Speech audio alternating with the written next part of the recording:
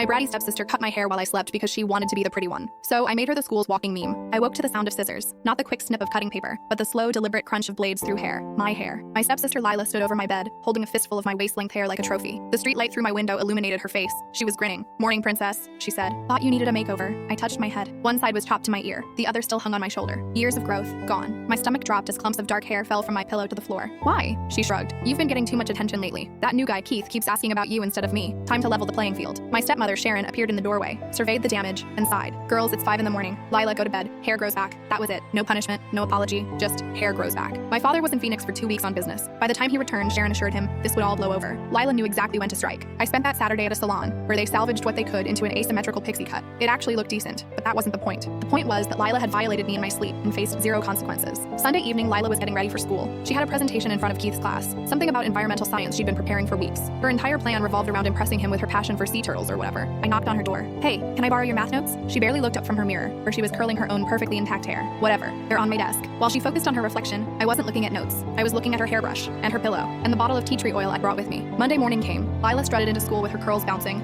ready for her big presentation. I waited. Third period, I ran into Keith by the lockers. We talked a few times before Lila decided I was competition. "Hey," I said, scratching my head obviously. "Quick question, you haven't noticed anything crawling in your hair lately, have you?" He froze. "What? No. Why?" I lowered my voice. "It's probably nothing. Just, my stepsister's been dealing with something and we share a bathroom. The school nurse said it's going around." His face went pale. "Dealing with what? She didn't tell you?" "Oh God, she probably doesn't want people to know." Forget I said anything. But Keith was already backing away, his hand unconsciously moving to his own hair. By lunch, the whispers had started. Not cruel ones, concerned ones. People gave Lila space in the hallway. Her lab partner asked to switch seats. When she went to give her presentation, half the class had mysteriously developed headaches and gone to the nurse. The beautiful part? Lila couldn't deny it without seeming suspicious. The more she insisted she was fine, the more people thought she was embarrassed. When she complained to Sharon that evening, her mother actually checked her head with a flashlight and fine-tooth comb, finding nothing but making Lila sit through an hour of examination. Tuesday, I sprinkled dried oregano in her backpack, just enough to fall out when she pulled out books. Someone saw the flakes and jumped back. On Wednesday, Keith canceled their study date. His text was polite but clear. "Maybe we should wait until you're feeling better." Thursday, Lila confronted me in the kitchen. "I know what you're doing." "What am I doing?" I asked, stirring my coffee. "This whole lice thing. It's you." I looked confused. "You think I gave you lice? How would that even work?" "I don't have lice." "Then why is everyone—" I paused, then gasped. "Oh my God, did you tell people I had lice? Is that why they're acting weird around you? They think you got it from me?" Sharon walked in at that moment. "Lila, are you spreading rumors about your sister?" The trap was perfect. If Lila insisted she didn't have lice, she'd have to explain why everyone thought she did. But she couldn't explain without admitting she knew I'd started the rumor,